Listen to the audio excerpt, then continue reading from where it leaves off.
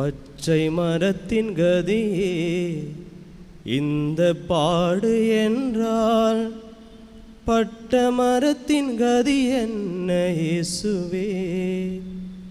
என்மேல் இரக்கம் வைத்து மீட்டருளும் பாசமே.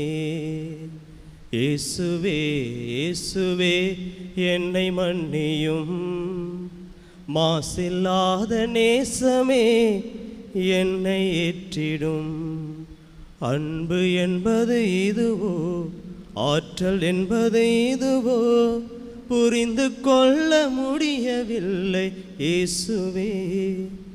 இந்த பாவிக்காக இறந்ததென்ன பாசமே. இயேசுவில் பிரியமான என் அன்பு சகோதர சகோதரிகளே, ஆண்டவருடைய பாடுகளை நாம் தியானித்து கொண்டிருக்கின்றோம். இயேசு நமக்காக இந்த உடலை எடுத்து இந்த உலகத்தில் வாழ்வதற்கான எல்லா விதமான சிந்தனையிலும் தன்னுடைய தந்தையின் திருவுளத்தை நிறைவேற்ற அவர் இந்த உலகுக்கு வந்தார். இது நாம் இந்த முதல் வாசகத்தில் வாசிக்க கேட்டோம். நம் குற்றங்களுக்காக காயமடைந்தார், அவர் தம் காயங்களால் நாம் குணமடைகின்றோம். நாம் காயமடைந்த உள்ளத்தை, நம்முடைய பாவத்தை மீட்பதற்காக இறைமகன் என்ற அந்த நிலையை அவர் பற்றி கொள்ளாமல் தன்னை தாழ்த்தி கொண்டு மனித உருவில் வந்து நம் காயங்களுக்கு கட்டுப்போடுவராக, நம் காயங்களுக்கு மருந்து இடுவராக, நம் பாவத்திலே விழுந்து கொண்டிருக்கின்ற அந்த பாவ வாழ்க்கையிலிருந்து நமக்கு விடுதலை தரக்கூடியவராக இயேசு இந்த உலகத்திற்கு வருகின்றார்.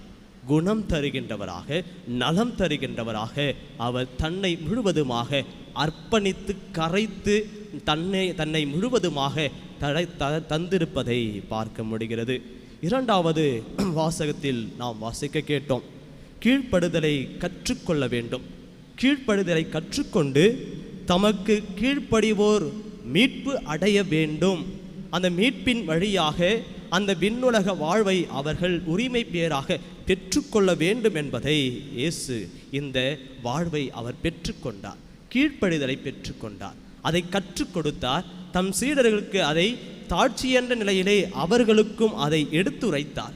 இதனுடைய ஒரு மாட்சியினுடைய அந்த வல்லமை என்பது அவர் வாழ்ந்த காலத்தில் பல்வேறு விதமான அடக்குமுறைகள், பல்வேறு விதமான பாவ சூழ்நிலைகள், அவரை எப்படியாவது வீழ்த்தலாம் என்ற சூழ்ச்சி, சாத்தானுடைய பிடிகள், இப்படி அவர் மத்தியில் இருந்த பொழுது சாவிலிருந்து வாழ்வுக்கு கொடுக்கின்ற அந்த உன்னத வாழ்வை இறைவன் இயேசு ஏற்றுக்கொள்வதனுடைய ஒரு உன்னதம் அவர் கீழ்ப்படுதலை அவர் ஏற்றுக்கொண்டார்.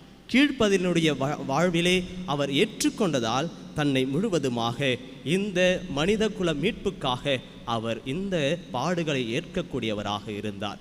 அன்புக்குரிய சகோதர சகோதரிகளே, ஒரு முறை என்னுடைய தந்தை அவர் கடைசி நிமிஷத்தில் அவர் மருத்துவமனையில் அனுமதிக்கப்பட்டிருந்தார். அவரை பார்க்குறதுக்காக நான் போயிருந்தேன். போகும்பொழுது அவரை பார்த்துட்டு வெளியே வந்தேன். எல்லாரும் சொன்னாங்க, என்ன கடைசியாக சொன்னார், என்ன கடைசியாக என்ன வார்த்தை சொன்னார், எதனா சொன்னாரா அப்படின்னு சொல்லிட்டு மற்றவங்களாம் கேட்டாங்க. அப்போ அந்த நேரத்தில் என்ன சொல்வது என்ற ஒரு கனத்த இதயத்தோடு இருந்தேன். சொல்லவும் முடியல, சொல்வதற்கான ஒரு எதுவும் இல்லாமல் அந்த இடத்தில் இருந்தேன். அவர் சொன்ன அந்த வார்த்தை, கடைசி சொன்ன அந்த வார்த்தை, எல்லாருக்கும் அந்த இழப்புகள் வருகின்ற பொழுது கடைசியாக என்ன சொன்னாங்க அந்த வார்த்தை. அவர் சொன்னது, இங்கே அம்மாவை பார்த்துக்கோ, தம்பியை பார்த்துக்கோ, எல்லாரையும் பார்த்துங்க, அதே போல் நல்ல ஒரு ஃபாதர் ஆகணும் அப்படி சொல்லி அந்த கடைசி வார்த்தை சொன்ன அந்த வார்த்தை. அன்புக்குரிய சகோதர சகோதரிகளே, அதே போல்தான் இயேசுடைய அந்த சிலுவையிலே தொங்கிக் கொண்டிருக்கின்ற பொழுது அவர் சொன்ன அந்த கடைசி வார்த்தை நமக்கு வாழ்வு தரக்கூடியதாக இருக்கின்றது. இந்த கடைசி அந்த வார்த்தையினுடைய அந்த நிமித்தம் நமக்கு விடுதலை தரக்கூடியதாக இருக்கின்றது. முதல் வார்த்தை அவர் சொன்னது, மன்னிப்பின் இறை வார்த்தை. மன்னிப்பினுடைய இறை வார்த்தை லூக்கா நற்செய்தி அதிகாரம் 23:34 நாம் வாசிக்கின்றோம். தந்தையே, இவர்களை மன்னியும், ஏனெனில் தாங்கள் செய்வது என்னவென்று அவர்களுக்கு தெரியவில்லை என்று சொல்கின்றார். இதனுடைய ஆழமான சிந்தனையில் நாம் இயேசுவை துன்புறுத்தினோம், சிலுவையில் அறைந்தோம், அவருடைய எல்லா நிலைகளும் தெரிந்தும் அவரை மீண்டும் மீண்டும் மீண்டும் சிலுவையில் அறையக்கூடியவர்களாக இருந்தாலும் இயேசு நம்மை மன்னிக்கின்றார். அந்த கடைசி துளி இரத்தம் வரை சிந்தும் வரை இவர்கள் செய்வது என்னவென்று தெரியவில்லையே என்ற ஒரு பரிதாகம், ஒரு ஏக்கம் அவரிடம் இருந்ததனுடைய நிலை இவர்களை மன்னியும் தந்தையே என்று வேண்டுகின்ற இறைவார்த்தையாக அவர் கடைசியாக சொல்கின்றார். இரண்டாவது வார்த்தை மீட்பின் இறைவார்த்தை. மீட்பின் இறைவார்த்தையை அவர் தருகின்றார். நீர் இன்றே என்னோடு பேரின்ப வீட்டில் இருப்பீர் என்று இயேசு அந்த வார்த்தையை கூறுகின்றார். அன்புக்குரிய சகோதர சகோதரி, கடைசி நிமிடம் வரை நாம் இறைவனுடைய மன்னிப்பை பெற முடியும் என்பதையும் இங்கு சுட்டி காட்டப்படுகிறது. அந்த மீட்பு நமக்கு கடைசி நிமிடமும் அந்த விண்ணக வாசல் திறக்கப்படும் பேரின்ப வீட்டில் நமக்கு கிடைக்கும் என்ற ஒரு வாய்ப்பு கொடுக்கிறார் கடவுள். அதைதான் நீர் இன்றே இந்த பேரின்ப வீட்டில் இருப்பீர் என்ற அந்த வார்த்தையை கொடுத்து மீட்பின் வார்த்தையாக நாம் பயன்படுத்த வேண்டும் என்று, வாழ வேண்டும் என்று இயேசு நமக்கு கூறுகின்றார். மூன்றாவது வார்த்தை உறவின் இறை வார்த்தை. உறவில் நாம் எப்படி வாழ வேண்டும் என்ற அந்த வார்த்தையை கூறுகின்றார். இயேசு சிலுவையில் தொங்குகின்ற பொழுது அந்த சீடரை பார்த்து, அம்மா இதோ உன் மகன், அம்மா இதோ உன் மகன், இதோ உன் தாய் என்று அந்த சீடரையும் பார்த்து சொல்கின்றார். அந்த உறவினுடைய வார்த்தை அந்த கடைசியிலே எப்படி இருக்கின்றது? திரு அவையும் மக்களுக்கு எனக்கும் என்ற ஒரு உறவை இயேசு இங்கு விட்டு செல்கின்றார். நமக்கு இங்கு யாரும் தனியாகவோ இல்லை, இங்கு நாம் யாருமே ஆறுதல் அற்ற ஒரு நிலையில் இல்லை. நமக்கு ஒரு உறவு இருக்கிறது, நமக்கு என்ற ஒரு மனிதர் இருக்கின்றார், நமக்கு என்ற ஒரு ஆறுதல் சொல்கின்றவர் இருக்கின்றார் என்றால் இதோ உன் தாய் என்று அன்னை மரியாவை உறவாக நமக்கு கொடுக்கின்ற ஒரு உன்னதத்தை பார்க்க முடிகிறது. இவரே உன் மகனாக ஏற்றுக்கொள்கின்ற அந்த நிலையை பார்க்கின்ற பொழுது அந்த தாயினுடைய கரிசனை, தாயினுடைய அக்கறை, தாயினுடைய அந்த அரவணைப்பு நம் ஒவ்வொருவரிலும் இருக்க வேண்டும். ஏனென்றால் நான் என் தாயினிடமிருந்து நான் பெற்றுக்கொண்ட எல்லாவற்றையும் நான் உங்களுக்கும் தருகிறேன் என்று சொல்லி இதோ உம் தாய் என்று சொல்லி தாயை அன்னை மரியாவை நமக்கு தந்து அந்த உறவினுடைய அந்த விளிம்பை நமக்கு தரக்கூடியவராக இருக்கின்றார். நான்காவது வார்த்தை தவிப்பின் இறைவார்த்தை. தவித்து கொண்டிருக்கின்ற அந்த இறைவார்த்தையை இயேசு இங்கு கூறுகின்றார். என் இறைவா ஏன் என்னை கைவிட்டீர் என்று அவர் அந்த வார்த்தையை சொல்லி தவித்த அந்த இறைவார்த்தையாக பார்க்க முடிகிறது. அந்த வார்த்தையினுடைய வேளையில் தன்னை முழுவதுமாக தந்தையிடம் அர்ப்பணிக்கின்றார்.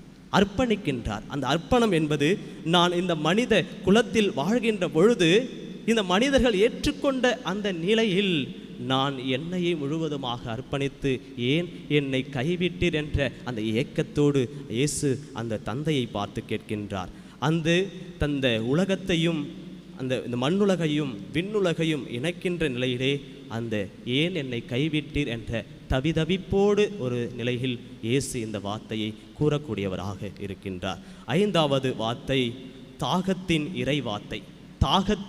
இறைவார்த்தையாக இருக்கிறது. தாகமாய் இருக்கிறது என்று இயேசு அந்த இடத்தில் கொடுக்கிறார். அவர் தண்ணீரால் தாகம் எடுத்தவர் அல்ல, இந்த தண்ணீரினால் ஏற்பட்ட தாகம் அல்ல. இந்த ஆன்மாக்களை மீட்க வேண்டும், இந்த ஆன்மாக்கள் வேறு வழியில் செல்கிறதே, அந்த ஆன்மாக்களை நாம் மனமாற்ற வேண்டும். அந்த நிலையில்தான் அவர் தாகமுற்றவராக இருந்தார்.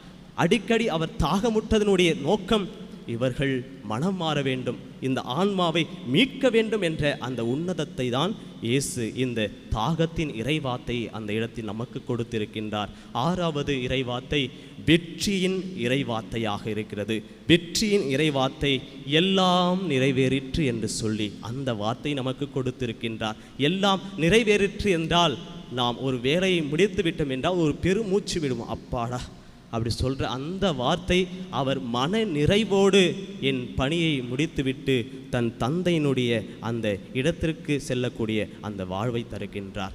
அந்த எல்லாம் நிறைவேற்றக்கூடிய அந்த முழுமையை அவர் தரக்கூடியவராக இருக்கின்றார். 7வது அர்ப்பணிப்பின் இறைவார்த்தை.